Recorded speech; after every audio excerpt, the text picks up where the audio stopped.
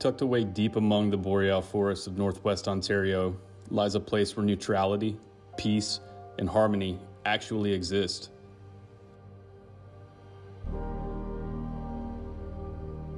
Where the blurred line between your assumed reality and a dream state become clear. A place where centuries ago, glaciers carved their masterpiece into the earth, leaving behind lakes and rivers teeming with life. It's here where 19 years ago, my dad and I ventured out to catch smallmouth bass and muskie with our fly rods. Now, 19 years later, we're back to do it again.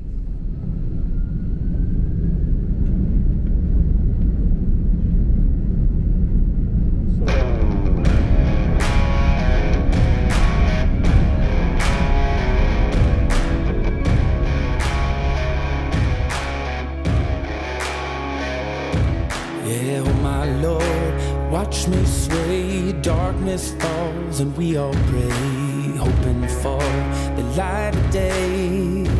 Down to the river I have held the devil's hand, felt the weight of my own sin, burdened by the heart of man. Down to the river, down to the river. Oh, bury me, carry me, oh, far beneath, oh, fire and water me, going down deep, saying, oh, bury me, carry me, oh, far beneath, oh, fire and water me, washing me clean, kerosene creek.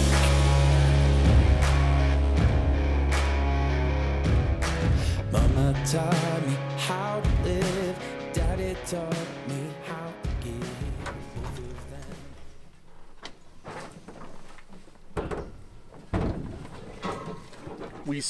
We caught 3 and saw 10. Did you really? Yeah.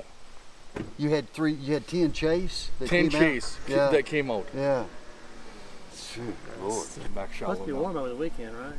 Yeah, it's supposed to be. Yeah, and it'll get the muskie going quite a bit in the weed patches and that, right on the outside edges of the weed. The best I did was, I'll show you guys, from where the island cabin is, the far east shoreline, back in behind the island, was really good, and then over in Derby. After we got the intel from John, we headed inside to settle up for our trip to the outpost. It's here where Dave and Michelle Beauchesne run the operation. Yeah, that's what Dave said. That we would well, there is some. Yeah, if you're here at 7:30, we'll take you in the otter. So lots of real. Oh, is that right? Yeah. Well, we can't bring all of them out, but let me see when you're So where coming did out. you go? We'll be in there with the beaver, but let's see. You guys.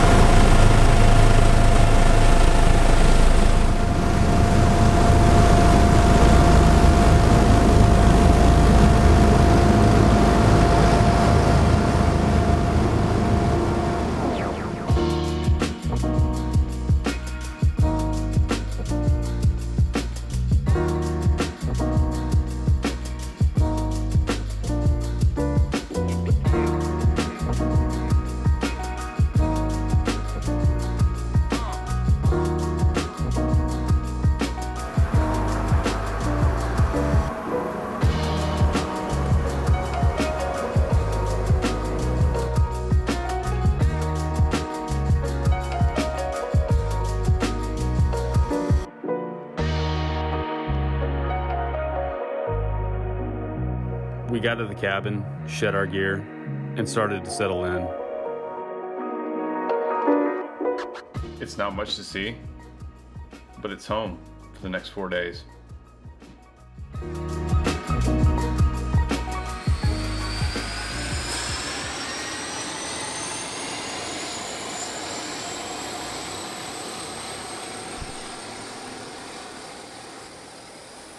After the flight into the lake, the pilot returns to his plane. It becomes clear that we're miles upon miles from the nearest town. Our only way out is taxiing away. The quiet becomes loud.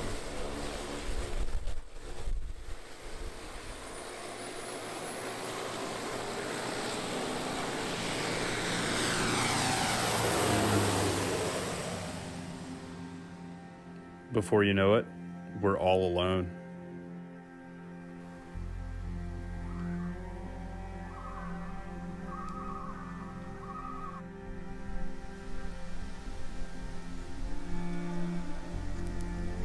We had hoped to fish our first evening, but it was way too windy. So what do? You have story time with Pops. Big old freaking rivers. I mean, deep, big, and wide, and full of fish. But they were small. Smallies like this. But they were really strong pullers because they were living in that current.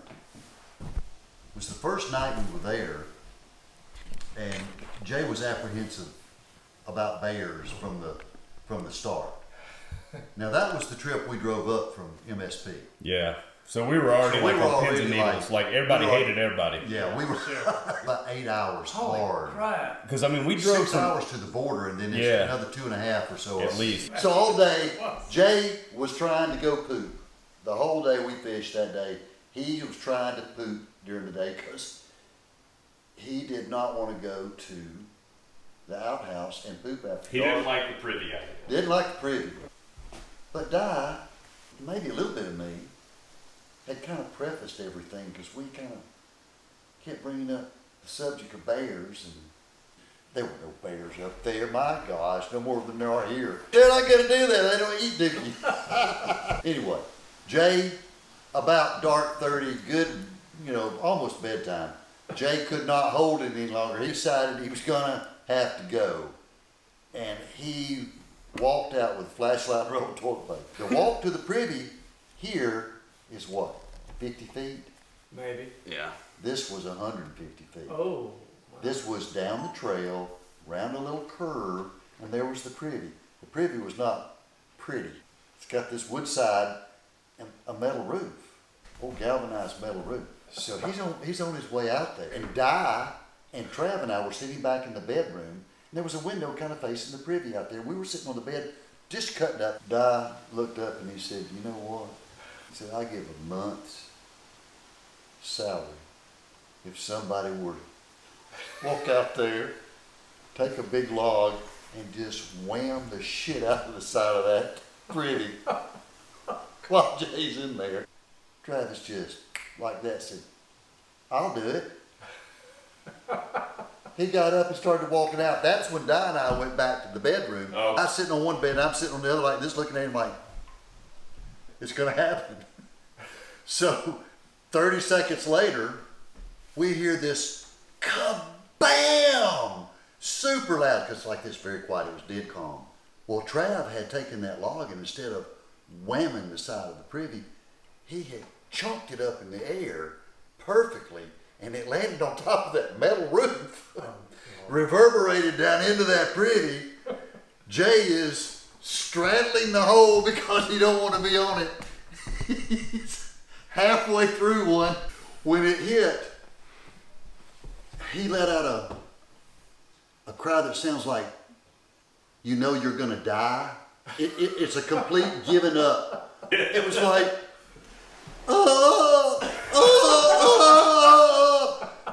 and Di just lost it. I lost it. And the Trav comes running back in like he'd done something wrong. And we was laying in the floor there, and I could not breathe. Tears coming out of my eyes. Yeah. I couldn't breathe. It was the funniest thing, but it was awful, but it was funny. And Jay, after the blood curdling scream of submission, he says, "You mother," because he could hear us laughing. Obviously, he was just right there. He comes back in the house and he is just red. I mean, he's just. But it scared him so bad that he almost went in shock. After reliving the story, it was time to go to bed. We had a huge week in front of us. We had so many fish to catch and a lot more stories to tell.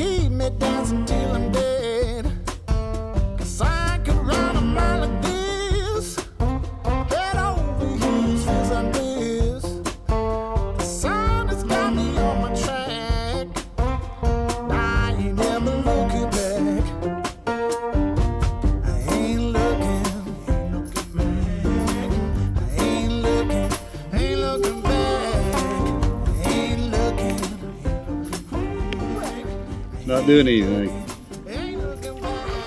Stabilizer polarized. Okay. Can't see the screen.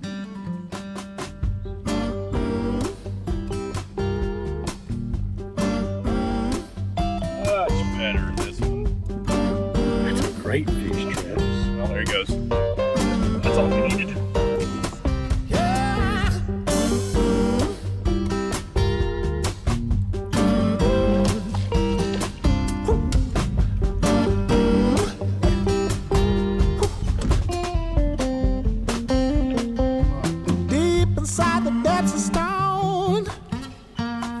Will echo me no phone.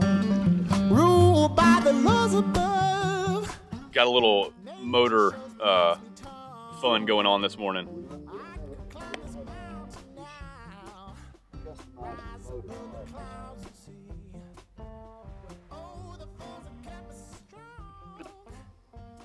Always something. After a quick stop to the privy, I was out on my own.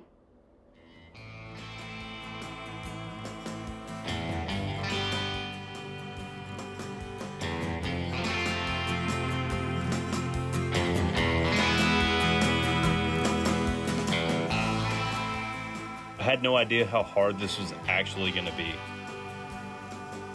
I'm driving the boat, fly fishing, in the wind, and filming myself.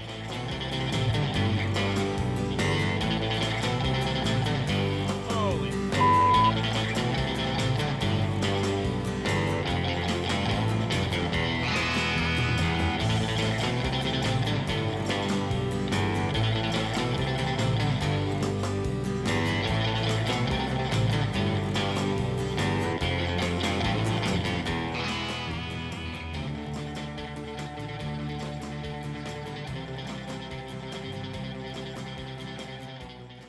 Day 2, a complete waste. Way too windy.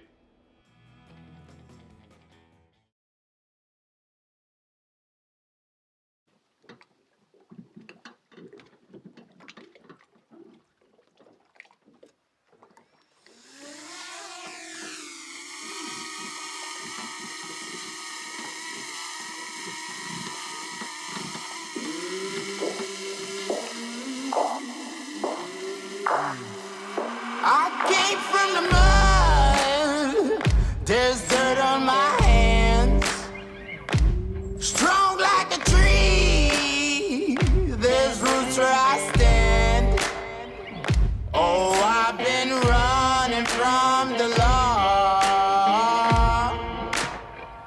they won't shoot me down soon.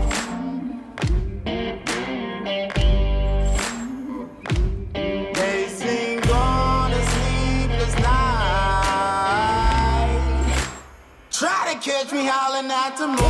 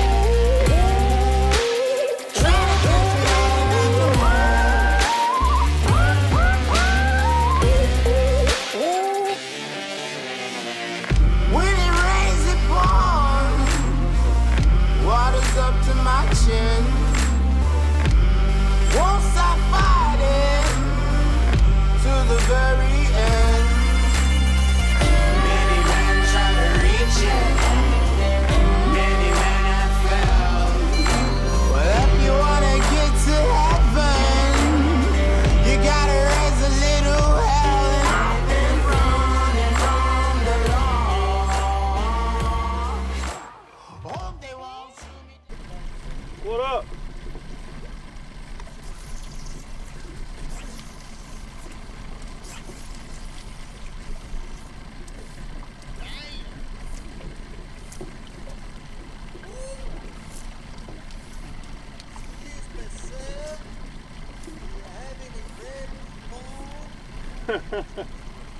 We're not getting into Derby, boys. Why? It's too big, man. We can't get over. We'd have to literally like lift the boats over it. It's probably. I walked as far as I could in there, and then there's nothing you can do. Yeah, this is beautiful right here. Yeah, I'm gonna fish this down behind you guys. No, Oh, that was a stud. Oh.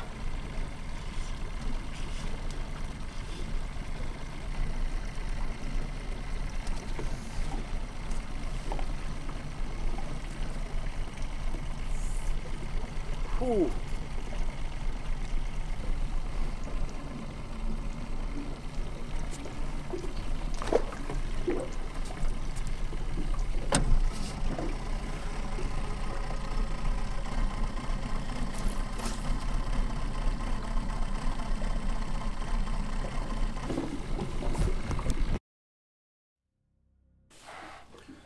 All right, so it's what day is it? I think it's day 3 that we've been here.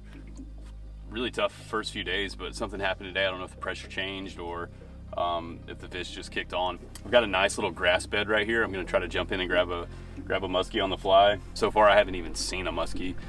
Supposedly this place is covered with them, but I don't know. But we're DIY. Like we do this all by ourselves. We have no real knowledge of this place. It's just kind of what we've researched and you know, dropping waypoints on a map. So you can actually almost kind of see it right back there, that little grass flat right there. So I'll keep you posted.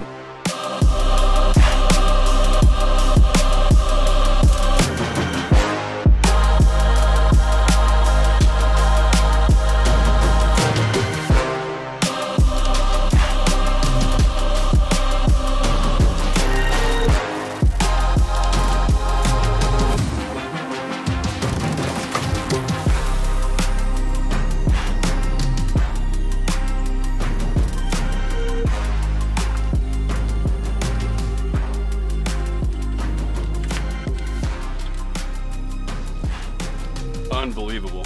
I don't know what to say or what to do. I'm just lost in the world right now. I'm gonna shut you off. You can probably tell it didn't happen. After my futile muskie attempt, I decided to get back on the smallmouth.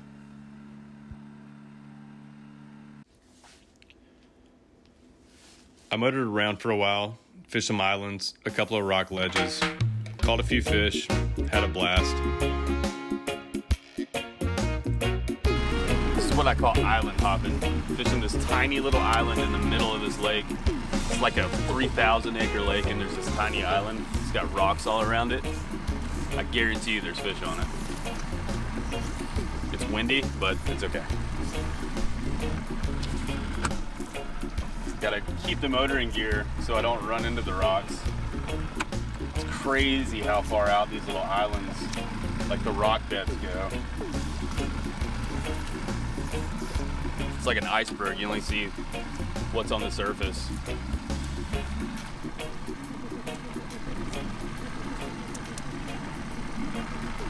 It's really surprising. I would have thought there would have been a fish on that. Super, super pretty rock bed. Everything you really want for smallmouth, but no dice. Keep going. And then things took a turn.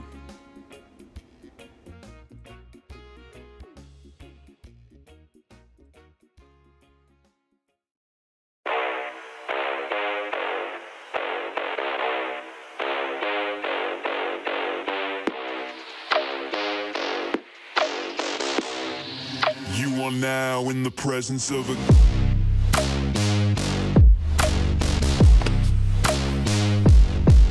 king. I was just smallmouth fishing.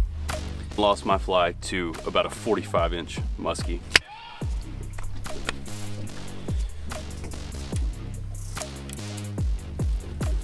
What the actual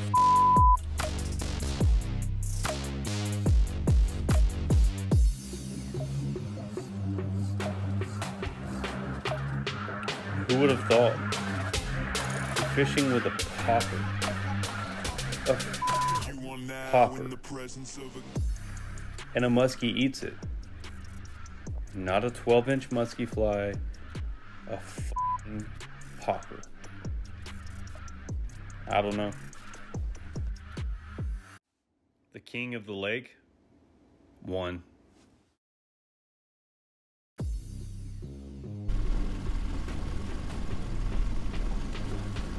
All right, well, let's trade fish stories. I missed a 50-incher. Came out of the water, did a full somersault on my popper. Oh, your popper. A sheer rock wall. By far the biggest muskie Did you I've have ever a seen. camera on him? You could hear it. You couldn't see it. It was on me and I went literally. I'm surprised you guys didn't hear me. Then bloop, gone. There it was. What do you do? Man, if it just been on the muskie rig. I don't even know that I had enough for him, period.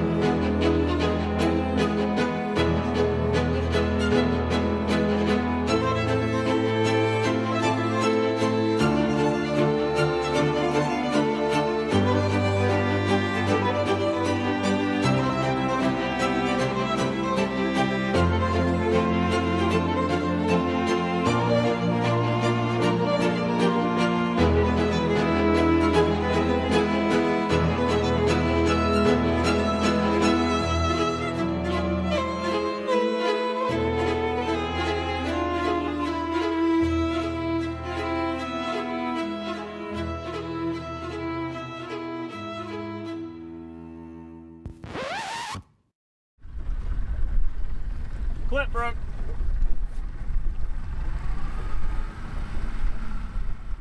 This may look staged, but it's not. My camera took a nosedive to the bottom of the boat.